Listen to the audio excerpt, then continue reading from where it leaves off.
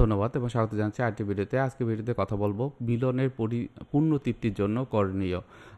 খুবই গুরুত্বপূর্ণ বিষয়, ৮টি বিষয়, যে ৮টি বিষয় একজন স্বামী এবং একজন স্ত্রী দুজনেরই হচ্ছে যে মনে রাখা উচিত। আমরা অনেক ক্ষেত্রে সেক্সুয়াল এডুকেশন সম্পর্কে ধারণা কম থাকে, যার প্রেক্ষিতে আমরা হয়তোবা আমাদের বিভিন্ন রকমের কনফ্লিক্ট আমাদের পরিবারে হয়ে থাকে।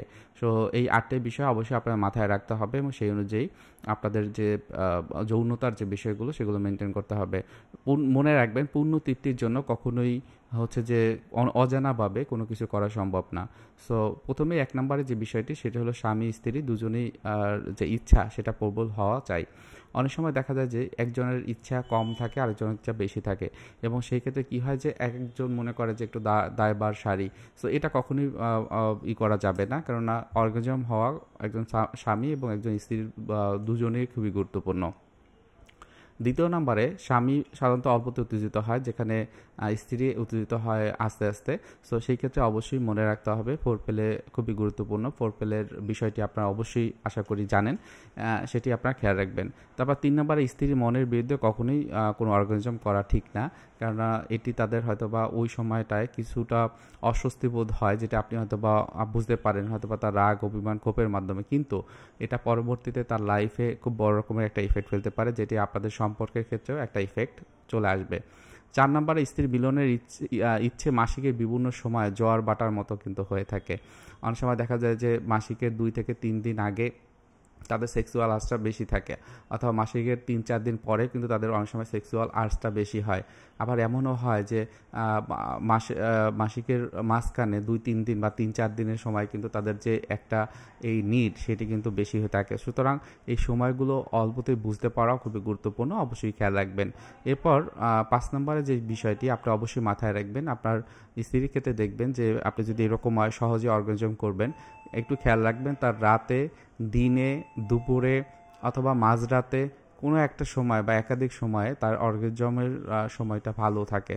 সো এই বিষয়টি খেয়াল রাখা, এবং এর মাধ্যমে আপনি দেখবেন যে অল্প সময়ের ভিতরেই হয়তোবা আপনার স্ত্রীর অর্গাজম করতে পারবেন। এরপর ৬ নম্বরে যে বিষয়টি খাবার নিয়ে, অর্থাৎ কিছু কিছু খাবার আছে যেটা পুরুষের যৌনশক্তি বৃদ্ধিতে খুবই উপকার করে। তো সেই ধরনের খাবার আপনারা খেতে পারেন। প্রোটিনযুক্ত সামুদ্রিক মাছগুলো খেতে পারেন, অথবা দেখা যায় যে আপনারা জানেন যে বাদাম, ছোলা, তারপর হচ্ছে যে দুধ, ডিম, হ্যাঁ, কলা, এগুলো কিন্তু সেক্সুয়াল যে আর্জটা সেটা কিন্তু বৃদ্ধি করে। সুতরাং এটা আপনারা অবশ্যই এটা খেয়াল রাখবেন এবং সেই অনুযায়ী আপনারা চলবেন। একটা জিনিস মনে রাখবেন, সেক্সুয়াল যে প্রবলেম যদি হয় সেটা কিন্তু রাতারাতি কখনোই চেঞ্জ হওয়া সম্ভব নয়। এর জন্য সময় দরকার হয়, ধৈর্য ধরে, সময় ধরে, আস্তে আস্তে প্র্যাকটিসের মাধ্যমে আপনার যদি মিলনের পরিতৃপ্তি না থাকে তাহলে কিন্তু এটাকে তৈরি করতে পারবেন জেনে শুনে বুঝে। অনেক সময় ৮ নম্বরে আমি যেটা বলবো সেটা হলো, অনেক সময় মানসিকভাবে অনেকে ভেঙে পড়ে।